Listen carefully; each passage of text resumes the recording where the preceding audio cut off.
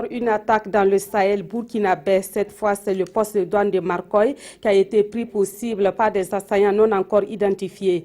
2 personnes, dont un civil et un douanier, ont trouvé la mort dans cette attaque. Une délégation gouvernementale sur les chantiers du 11 décembre 2016 à Kaya. Objectif, constater l'état d'avancement des travaux qui piétinent sur certains sites et le gouvernement de donner des instructions fermes pour que les chantiers soient réceptionnés à bonne date. Actualité à l'étranger, la France appelle au calme face aux violences qui ont éclaté au Gabon après l'élection présidentielle. Par la voix de son ministre des Affaires étrangères, la France demande également plus de transparence sur les résultats du vote. Bonsoir et merci de suivre ce 22 morts et 3 blessés. C'est le bilan d'une attaque perpétrée dans la nuit d'hier à aujourd'hui à Marcoy, dans la province de Loudalan. Et ce sont des individus armés qui ont attaqué le poste de douane de la localité, situé à une quinzaine de kilomètres du Niger. Des patrouilles sont en cours dans l'espoir de retrouver les auteurs de cette attaque, Yamba Nakulma et Bernard Diasso. Une fois de plus, le Burkina vient d'être frappé par une attaque contre ce poste de douane de Marcoy. Bilan, 3 blessés et 2 morts, dont un douanier et un civil. L'attaque a été perpétrée dans la nuit du 1er septembre, un peu avant 22 h, par des individus non encore identifiés. Aux environs de 21 h, je me suis levé pour rentrer à la maison. Et quand je suis rentré 15 minutes après, j'ai entendu des tirs et je suis sorti faire un grand tour, revenir monter sur un arbre. Et après, 5 minutes après, j'ai vu 2 individus sur une de nos motos de service XT 250 et qui ont pris la direction du Niger. Donc, vu la distance, je n'avais qu'un PA, je ne pouvais rien faire. L'acte criminel que ces individus ont posé avant leur fuite reste ignoble de par son constat. C'est que c'est le même mode opératoire que ce qui a eu lieu à Intangom, également au niveau de Samoroua. Voilà, c'est vraiment un acte condamnable. En dehors des faits qui ont consisté à attaquer ce poste de douane, aucun élément ne permet pour l'instant de qualifier l'acte de terrorisme. C'est certainement l'enquête qui est déjà ouverte qui va permettre de préciser et puis qualifier un peu l'acte. Mais pour l'essentiel, je crois que l'urgence, c'est de pouvoir retrouver les auteurs et les traduire en justice pour que justice soit donnée une fois de plus. Nous espérons que les patrouilles en cours en ce moment vont permettre de mettre la main sur eux. Les 3 blessés, tous des douaniers, ont été évacués à l'hôpital. Après le constat d'usage, les parents ont été autorisés à enlever le corps du civil pour inhumation. Il était âgé d'environ 70 ans. Le corps du jeune douanier, lui, a été transféré à la morgue de Dori. Assistant des douanes, il était à son premier poste car sorti de l'école nationale des douanes en 2015. Et suite à cette attaque, dans un communiqué, le gouvernement présente ses condoléances les plus attristées aux familles éplorées et souhaite un prompt rétablissement aux blessés. Le gouvernement condamne avec la dernière énergie cette attaque gratuite, ignoble et barbare dont le seul objectif est de saper les bases de notre démocratie en créant le désarroi et la psychose dans le mental de nos vaillantes et laborieuses populations. Il appelle les populations courageuses du Burkina Faso, de l'intérieur comme de l'extérieur, à une union sacrée autour de nos institutions et de nos forces de défense et de sécurité. Au palais de Kosiam, le président du Faso a reçu cet après-midi la ministre du Développement international et de la francophonie du Canada. Marie-Claude Bibeau est allée réitérer l'amitié de son pays avec le Burkina Faso. Elle a également réaffirmé l'engagement de son pays à accompagner le Burkina Faso sur le chantier du développement. Et cet accompagnement se fera notamment dans les secteurs de l'eau potable et de l'autonomisation des femmes. Issa Kafando et Solange Guigma. La ministre du Développement international et de la francophonie du Canada est en visite chez le président du Faso. Marie-Claude Bibeau est venue réitérer l'engagement de son pays à accompagner le Burkina dans son combat pour le développement. Nous avons fermement l'intention de demeurer un partenaire très actif, fort et fiable pour votre pays. Nous sommes conscients que le Burkina Faso et toute l'Afrique font face à des défis très importants, notamment en considérant la démographie qui augmente à une vitesse extrêmement rapide. Un autre enjeu dont nous sommes très conscients et sensibles, c'est la disponibilité de l'eau potable, l'accès à l'eau. Donc encore là, une ressource essentielle à notre survie carrément. Et je peux vous dire que pour le Canada, la protection et l'autonomisation des femmes et des filles va être vraiment une priorité. Une priorité parce que malheureusement, elles sont les plus victimes et les plus vulnérables face à la pauvreté, mais surtout parce que nous croyons que les femmes peuvent, lorsqu'elles ont les ressources, lorsqu'on leur donne l'opportunité, peuvent être d'extraordinaires agents de changement, de développement et de paix. Cette visite s'inscrit dans le cadre d'une consultation entreprise par le Canada avec des pays partenaires en vue d'identifier leurs besoins et leurs priorités pour mieux les soutenir.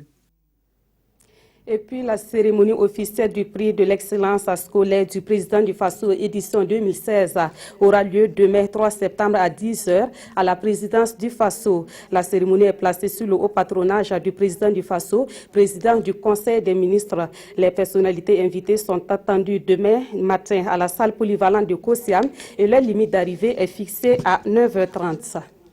En mai dernier, un rapport sur la réforme de l'armée a été remis au chef de l'État. Ce rapport, une fois adopté par le gouvernement, sera par la suite transmis à l'Assemblée nationale. Pour l'heure, les députés membres de la Commission de la Défense et de la Sécurité prennent connaissance du rapport et pour cela, ils se sont retrouvés du 29 août au 1er septembre à Kaya, dans le San Matenga. Yacouba Gamene, Monkouna Dabiri. Les parlementaires veulent jouer leur partition dans la réforme annoncée de l'armée burkinabé. En conclave à Kaya, les députés membres de la CODES, la Commission de la Défense et de la Sécurité, se sont appropriés les questions relatives au processus de cette mutation ainsi que ses implications. Non, pour le moment, nous n'avons pas le document. Nous nous préparons pour attendre que les députés d'ores et déjà s'informent davantage sur ce processus et puissent contribuer efficacement pour que véritablement nous ayons, comme je l'ai dit, une armée véritablement professionnelle. Pour la directrice du NDI, le National Democratic Institute, le succès du processus exige un engagement profond du législateur. Qu'il soit de l'opposition ou de la majorité, les députés marquent tous l'intérêt pour le renouveau de l'armée. Aujourd'hui, nous avons besoin de nous préparer pour accompagner cette réforme. Ce n'est pas seulement la réforme. Aujourd'hui, tout le système sécuritaire du Burkina Faso a besoin d'appui. En tant que parlementaires, nous devons accompagner ce système. Si le pays est déstabilisé, il n'y a pas... Les députés de l'opposition ne sont pas protégés par rapport aux autres.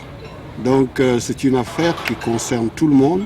Je dis bien que c'est une réforme qui devrait ramener l'armée, surtout affirmer le caractère apolitique de nos forces armées, réaffirmer la notion de discipline qui fait la force principale des armées, toutes ces armées.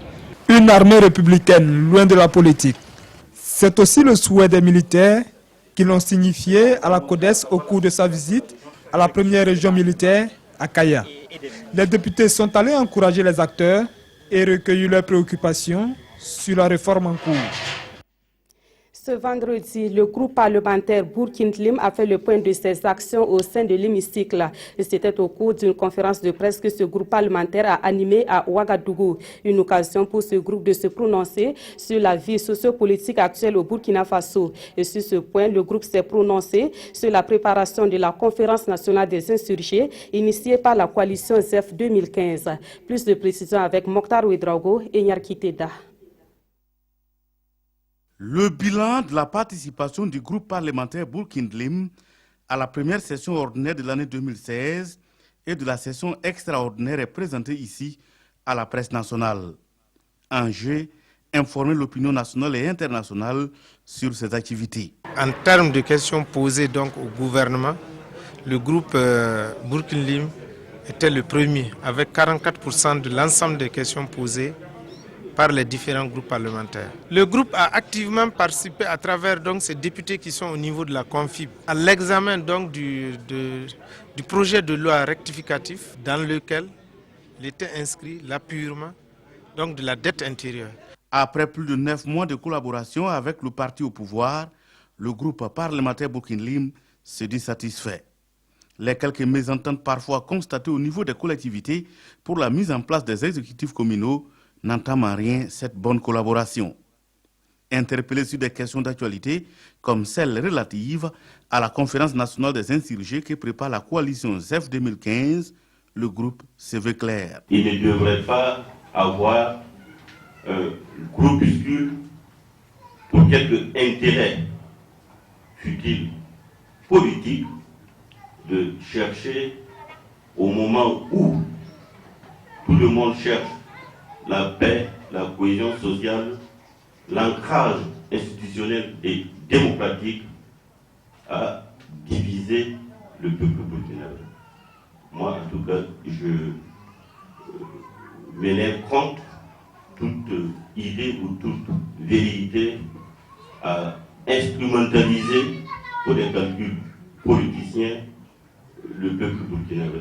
Le groupe parlementaire Burkin Lim dit agir conformément aux attentes des populations, d'où l'interrogation: le passage à une 5e république répondra-t-il aux aspirations du peuple comme centre d'intérêt des réflexions de cette 2e journée parlementaire prévue du 16 au 17 septembre prochain à Yako. Dans l'actualité également, une délégation gouvernementale conduite par le ministre d'État Simon Compaoré était ce matin sur le site du 11 décembre 2016 à Kaya. Une visite pour constater l'état d'avancement des différents chantiers. Et sur certains chantiers, les travaux piétinent encore. Le gouvernement a donc donné des consignes fermes pour que les ouvrages soient réceptionnés à bonne date. Le reportage de Césaire Carrefour et Draman Dadian. Kaya. Toujours en chantier pour les festivités du 11 décembre, le 56e anniversaire de l'indépendance du Burkina. Juste 2 mois et 3 semaines après sa dernière visite, le ministre d'État Simon Compaoré revient sur ses pas. Le village artisanal, le pied-à-terre du président, l'axe du défilé, la place de la nation. Plusieurs sites ont été visités. Nous sommes en retard, mais le retard doit être rattrapé. Vous voyez que des lampadaires, des projecteurs ont été placés, ça veut dire que les gens travaillent jour et nuit. Et Dieu voulant, nous allons atteindre notre objectif. Donc, plus de tâtonnement, il faut aller vite et bien, car la réception des ouvrages est attendue au plus tard le 25 novembre prochain. Mais les fortes pluies rendent difficile l'avancée des travaux par endroits. Moi, je viens de démarrer à 10 jours aujourd'hui. Donc, si ce n'est pas ménage de pluie, bon, pas de ça, vraiment, je ne vois pas de difficultés pour le moment qui peut nous décaler. Inondation. C'est actuellement la principale inquiétude dans certains secteurs de la ville de Kaya. Mais le ministre Bougma se veut rassurant.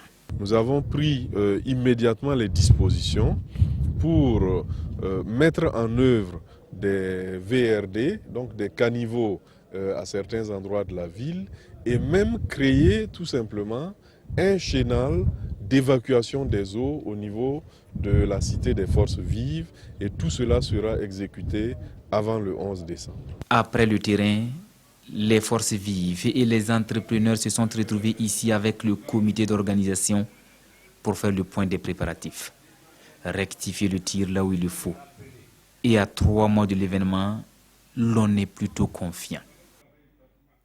Le trafic ferroviaire a repris entre le Burkina Faso et la Côte d'Ivoire. Ce trafic avait été interrompu à la suite d'un accident à une dizaine de kilomètres de Banfoura. Et cette reprise du trafic ferroviaire intervient après une semaine d'intenses travaux. Mais une question, ces travaux ont-ils été réalisés dans les règles de l'art?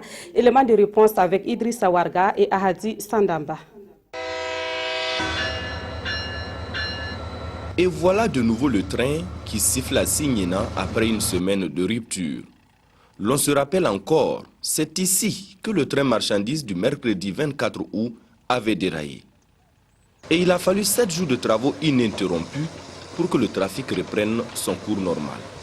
Une reprise effectuée ici par un train d'une 50aine de wagons-citernes vides qui a donc eu la primeur d'ouvrir de nouveau l'axe ferroviaire Burkina Faso-Côte d'Ivoire. Nous sommes soulagés que cela ne soit plus qu'un mauvais souvenir, que les circulations reprennent enfin. En temps normal, nous réalisons chaque jour une moyenne de 7 trains. Et ces trains-là transportent à peu près 1250 à 1500 tonnes par jour, chacun. Donc, c'est vous dire que nous pouvons faire en un seul train ce que transportent 50 camions. Un ouvrage rétabli en un temps record. La qualité des travaux est-elle respectée? Il n'y a aucune inquiétude. En la matière, il n'y a vraiment pas de secret à proprement parler. Il faut plutôt souligner le professionnalisme du personnel de Citareil. La maintenance de la voie, la maintenance du matériel ferroviaire sont des œuvres que nous effectuons au quotidien. On n'attend pas les incidents pour faire ces maintenances-là. Voilà qui rassure. Et à la Citareil, l'on s'attelle maintenant à rattraper le temps perdu.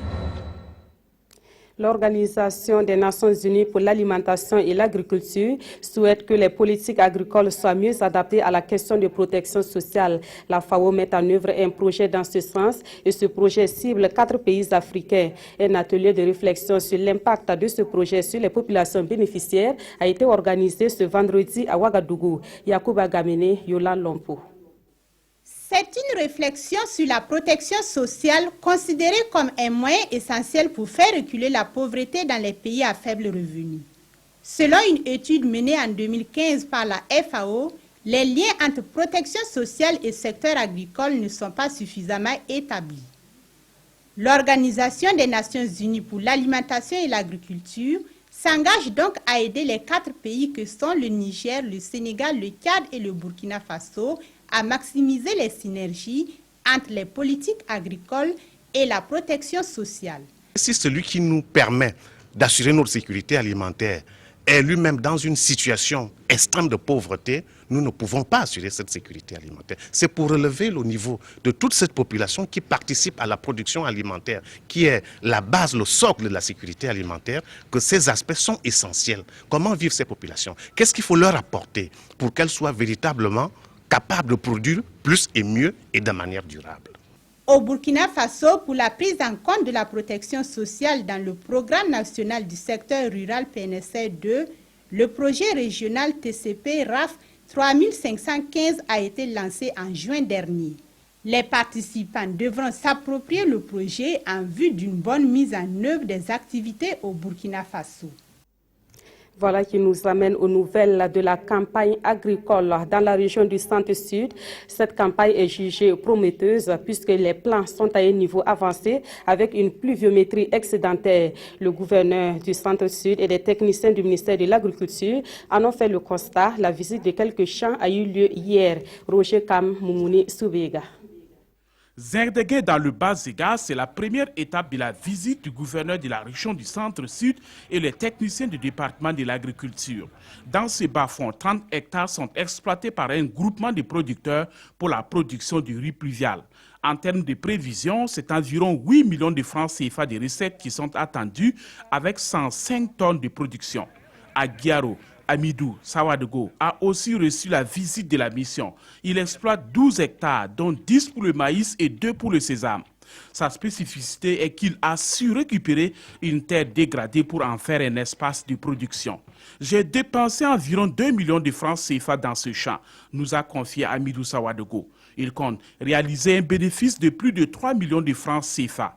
Au secteur 4 de Pau, un autre producteur retient l'attention, Boukari Titiembou. Sur 8 hectares, il produit du maïs et du débé. Il compte réaliser une recette de plus de 1 million de francs CFA. Tout comme ces localités visitées, toute la région du Centre-Sud présage d'une bonne campagne agricole selon les techniciens. Cette année, en tout cas, la pluviométrie est très excédentaire ici. Pour les stades de développement des cultures, nous avons le stade majeur, c'est les piaisons floraison. Mais nous avons des récoltes du mil précoce et communément appelé nada. Nous avons aussi les arachides qui sont à la floraison, ramification. Et c'est surtout le maïs et le sorgho mil et ils sont à les piaisons, floraison. Satisfaction également du gouverneur représentant le ministre de l'Agriculture.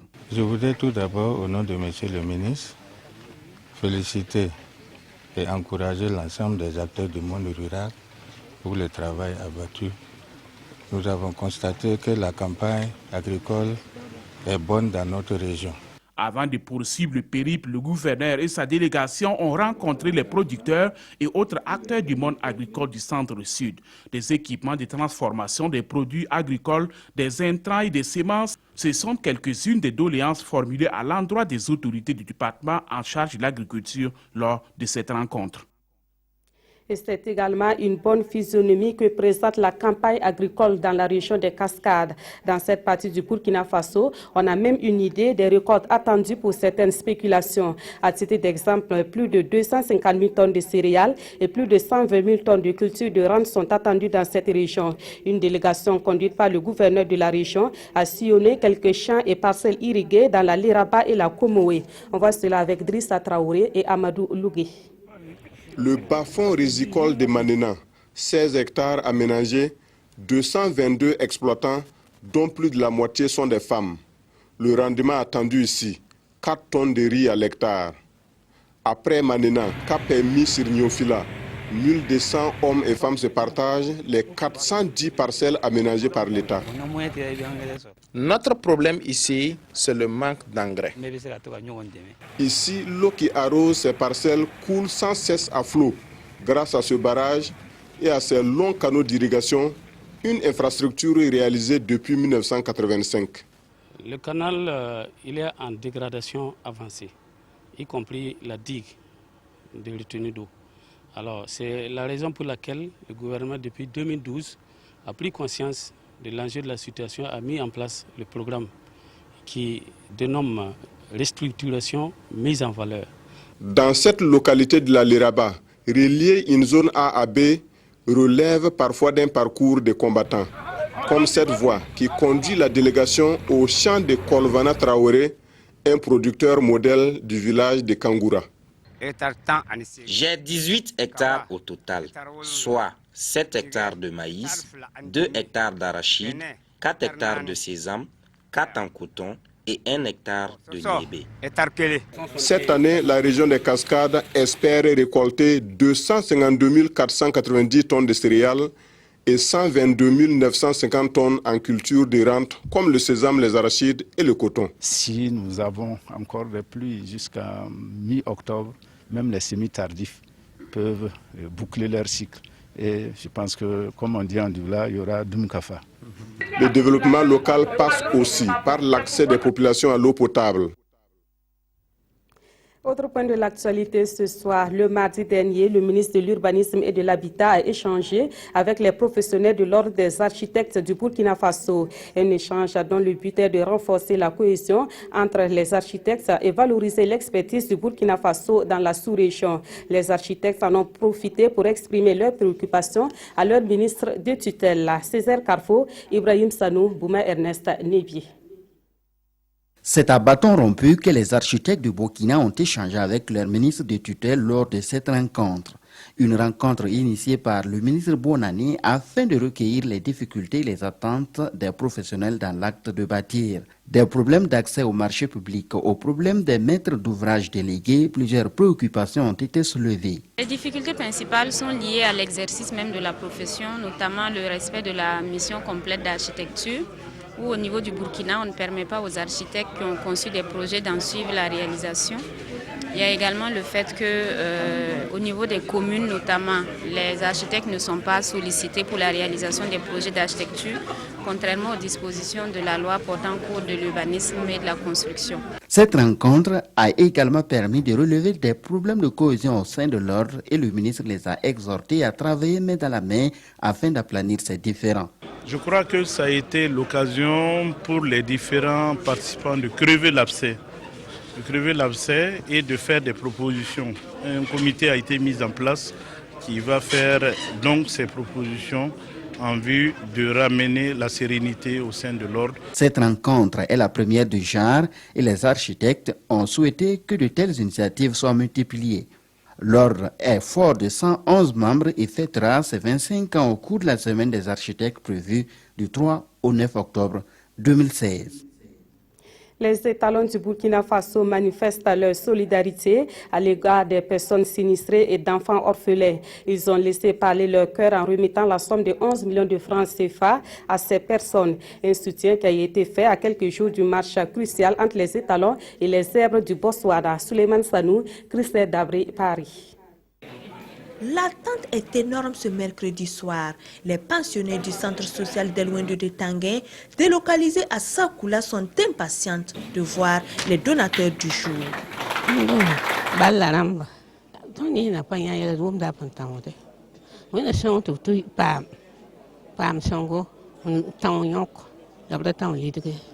« 11 millions, 11 comme leur nombre sur le terrain.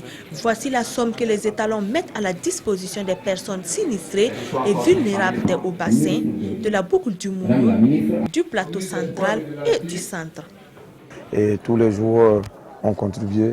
Et je pense que c'est nos parents, c'est nos mamans, c'est nos frères qui sont dans des moments difficiles. Et on trouve normal qu'on contribue et on continue de le faire à chaque fois qu'il y aura besoin. Le centre de Sakoula, qui a servi de cadre à cette remise, se voit octroyer 2 millions. Un geste de compassion qui réjouit non seulement les bénéficiaires, mais également la première responsable du ministère. C'est des étalons qui ont le cœur dans la main. Vous avez suivi comme nous, à chaque moment où nous sommes durement éprouvés, les étalons ont toujours été aux côtés des populations pour les aider, afin que les populations puissent avoir un meilleur cadre de vie.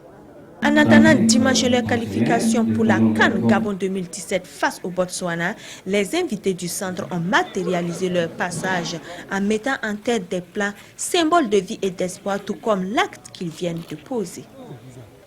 Voilà, vivement que ce geste de solidarité apporte la chance à nos étalons pour ce match donc prévu le dimanche à 14h.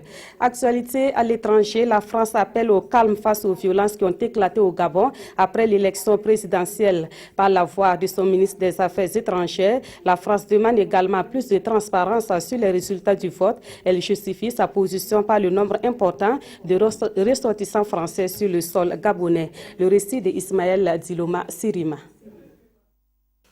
3 jours après le début des violences post-électorales au Gabon, le ministre français des Affaires étrangères, Jean-Marc Ayrault, appelle les différentes parties au calme. Ce que nous souhaitons, c'est qu'il n'y ait pas d'ambiguïté sur les résultats. On ne peut pas rester dans le doute. Nous avons demandé la vérification bureau par bureau des résultats, ce qui n'a pas été fait jusqu'à présent. Et par ailleurs, il y a un certain nombre de contestations. Et dans un état de droit, la moindre des choses, c'est que ces contestations soient examinées par la voie juridictionnelle. Il a tenu à signifier la neutralité de son pays quant au déroulement des événements survenus au Gabon ces derniers jours. Nous n'avons pas à nous ingérer dans les affaires intérieures du Gabon, bien entendu. Mais nous avons aussi beaucoup de ressortissants, 14 000 dans ce pays, auxquels nous avons donné un certain nombre d'informations. Par ailleurs, il invite les ressortissants français qui habitent au Gabon à réduire leurs déplacements au maximum. Et pour terminer, on jette un coup d'œil dans les parutions de ce vendredi, des parutions qui reviennent largement sur le sitting des agents des médias publics tenus hier. À l'international, c'est également la situation post-électorale au Gabon qui a retenu l'attention des journaux. La revue de presse est signée Touboum Evelyne Dabiri. Mobilisation de taille pour un premier avertissement, écrit le journal Le Quotidien. Un sitting réussi affiche aujourd'hui au Faso. Les différentes parutions de ce jour rapportent ainsi le sitting des travailleurs des médias publics. Un sitting tenu hier 1er septembre à Ouagadougou, Bobo Dioulasso, Boromo Dori et Gawa, afin d'améliorer leurs conditions de vie et de travail, précise le journal Le Quotidien. Les journalistes des médias publics ont fait du bruit de 8h à 14h. Et durant ce temps, explique Notre Temps, les reporters, présentateurs et techniciens ont rangé leurs micros, caméras et enregistreurs. Conséquence, les programmes de la radio et de la télévision ont été perturbés, poursuit ce journal. Cédoya dénonce quelques faits subis par ces journalistes. Des coups de fil qui donnent le fil conducteur des lancements et des chapeaux, les engueulades sur les écrits audacieux et trop ambitieux, sans compter les blancs à l'antenne en pleine grande édition du journal. Une lutte jugée donc légitime, écrit aujourd'hui au Faso, qui rapporte ainsi les propos de Bassolma Bazier de la CGT, venu en soutien aux Synatiques. Autre sujet d'actualité, les violences post-électorales au Gabon. Le pays rapporte qu'il est en train de pleuvoir un déluge de feu sur la tête des opposants et Ali Bongo, président élu, rejette la responsabilité des émeutes sur l'opposition, précise l'observateur Palga. Une situation que le quotidien qualifie d'attardement démocratique. Chose semble-t-il courante dans cette partie de l'Afrique selon le pays qui explique le Gabon est le 3e pays d'Afrique centrale où les élections se terminent cette année dans la violence. Les mêmes ingrédients sont en train d'être réunis en RD Congo, poursuit ce journal qui conclut « C'est une honte ». Et c'est la fin de ce 20h. Merci de l'avoir suivi. Passez une agréable soirée sur la RTV.